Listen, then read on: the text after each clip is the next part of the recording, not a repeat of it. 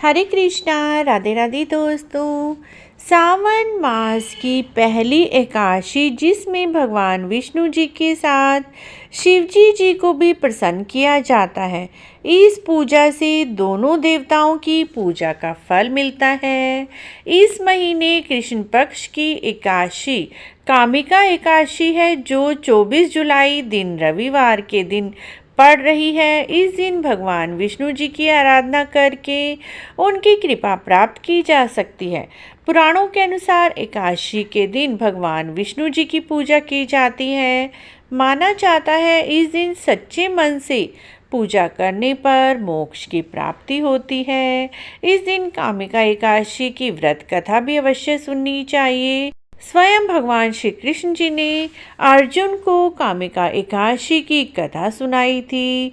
कहा जाता है भगवान विष्णु जी की श्रावण माह में भक्ति पूर्वक पूजा करने का फल समुद्र वन सहित पृथ्वी दान करने से भी ज़्यादा मिलता है।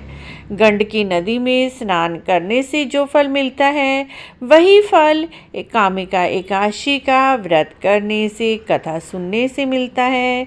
संसार में भगवान की पूजा का फल सबसे ज़्यादा एकादशी के फल से ही मिलता है। सावन मास के कृष्ण पक्ष की कामिका एकादशी का उपवास अवश्य ही करना चाहिए। कहा जाता है कामिका एकादशी के दिन भगवान विष्णु जी की पूजा करने से गाय और बछड़े सहित गोदान का फल प्राप्त होता है। यह फल कामिका एकादशी के उपवास से मिलता है।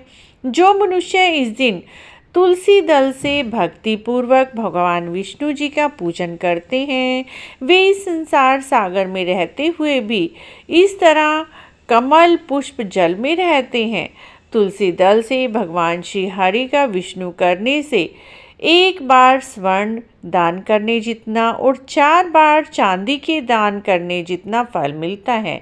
भगवान विष्णु जी को रत्न, मोती, मणि आदि आभूषणों की अपेक्षा तुलसी दल सबसे अधिक प्रिय है और तुलसी दल से ही भगवान विष्णु जी बहुत जल्दी प्रसन्न होने वाले हैं। जो मनुष्य प्रभु को तुलसी दल अर्पित करते हैं, तुलसी मंजरी चढ़ाते हैं, उनके सभी पाप नष्ट हो जाते हैं। भगवान को अति प्रिय तुलसी जी चढ़ाना बहुत ही अच्छा फल होता है। तुलसी जी के दर्शन मात्र से मनुष्य के सभी पाप नष्ट हो जाते हैं। तुलसी जी को स्पर्श करने मात्र से मनुष्य पवित्र हो जाता है। तुलसी जी को जल से स्नान कराने से मनुष्य की सभी यम यातनाएं नष्ट हो जाती हैं। जो मनुष्य तुलसी जी को भक्ति पूर्वक भगवान के श्री चरण कमलों में अर्पित करते हैं उन्हें इस संसार से मुक्ति मिलती है और अंत में वैकुंठ की प्राप्ति होती है। कामिका एकादशी की रात्रि को जो मनुष्य जागरण करते हैं, दीपदान करते हैं, उनके पुण्यों को लिखने में चित्रगुप्त भी असमर्थ है।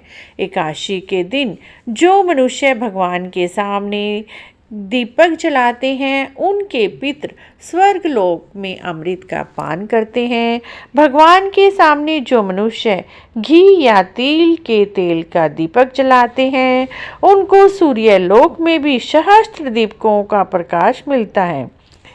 कामिका एकादशी वाले दिन तुलसी दल भगवान जी को जरूर ही अर्पित करें, लेकिन ध्यान रखें मित्रों, तुलसी को एक दिन पहले ही तोड़ लें। एकादशी वाले दिन तुलसी दल नहीं तोड़ा जाता। तो एकादशी वाले दिन कथा भी अवश्य ही सुननी चाहिए।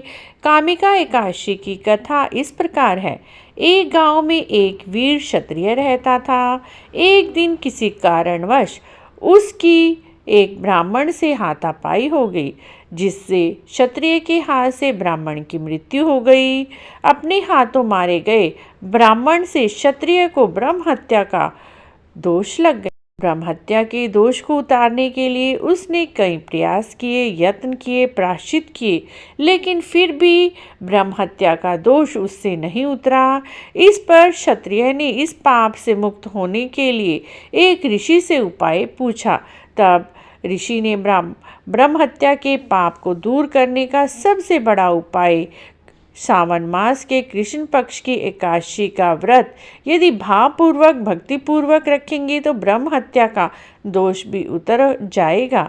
उस क्षत्रिय ने ऋषि के कहे अनुसार श्रावण मास के कृष्ण पक्ष की कामिका एकादशी का विधिवत व्रत किया, श्रद्धा भाव से पूजा की, भगवान विष्णु जी को तुलसी दल अर्पित किया, भगवान जी का प्रिय भोग मखाने की खीर, पीले रंग के पदार्थ भगवान जी को भोग में अर्पित किए, जिससे क्षत्रिय के सभी दोष दूर हो गए और वह मृत्यु के बाद वैकुंठ लोक को प्राप्त हुआ।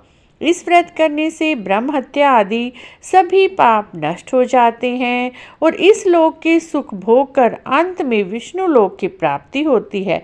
इस कामिका एकादशी के महत्व को सुनाना पढ़ना बहुत ही शुभ होता है मित्रों। तो कामिका एकादशी 24 जुलाई दिन रविवार को है। आप इस दिन व्रत करें, व्रत कथा अवश्य ही पढ़ें या सुने।